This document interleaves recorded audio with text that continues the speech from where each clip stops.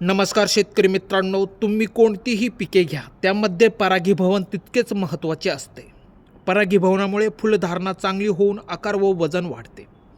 ते कसे होते ते बघूया. मधमाशी यासाठी मोलाचे सहकार्य करते. मधमाशी फुलांवर मध गोळा करण्यासाठी बसते तेव्हा फुलातील परागकण मधमाशीच्या अंगाला चिकटतात. हीच मधमाशी जेव्हा दुसऱ्या फुलावर बसते तेव्हा ते परागकण त्या फुलांच्या किंजलकावर पडतात.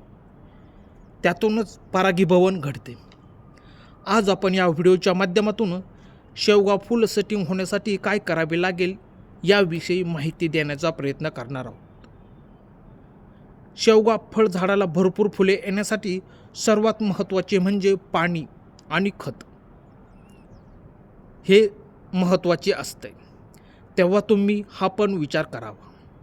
साधारणपणे पावसाळ्याच्या आधी किंवा पावसाळ्यात छाटणी केल्यास पावसाळा संपल्यानंतर नवीन फुटवे येऊन फुलांची सेटिंग छान होते. तेव्हा तुम्ही हे नियोजन करू शकता. परंतु जास्त पावसाळ्यात आपल्या शेवगा बागेत पाणी साचू देऊ नका, कारण त्यामुळे बुरशीचा मोठ्या प्रमाणात प्रादुर्भाव होऊ शकतो.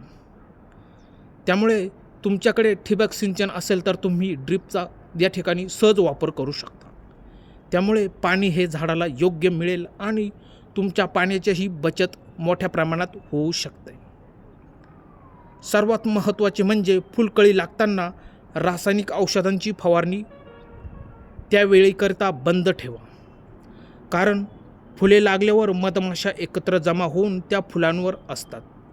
त्यानंतर फवारणी केल्यानंतर त्या मरतात. तेव्हा हे फवारणी करणे टाळावे. त्यासाठी दुसरा पर्याय म्हणजे तुम्ही सेंद्रिय कीटकनाशके सहज वापरू शकता. थंड हवामानात शेवगा पिकाला आपल्याला वाटले की फुलांची संख्या ही कमी आहे तर तुम्ही गुळाचा पाक किंवा साखरेचा पाक शेतात फवारू शकता.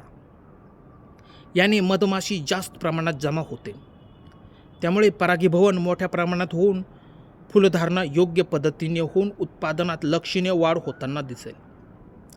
त्यानंतर मित्रांनो, गूळ हा शेतामध्ये एका पातेल्यामध्ये घेऊन त्याला चांगल्या प्रकारे उकळवून घ्या. त्याच्या वासाने पण मधमाशी जमा होताना तुम्हाला दिसेल. मित्रांनो, व्हिडिओ आवडला असेल तर असेच शेतीविषयक नवनवीन व्हिडिओ बघण्यासाठी आमच्या शेतकरी मित्र चॅनलला जर सबस्क्राईब केलेलं नसेल तर व्हिडिओ आवडला तर लाईक शेअर कमेंट्स करा. धन्यवाद शेतकरी मित्रांनो.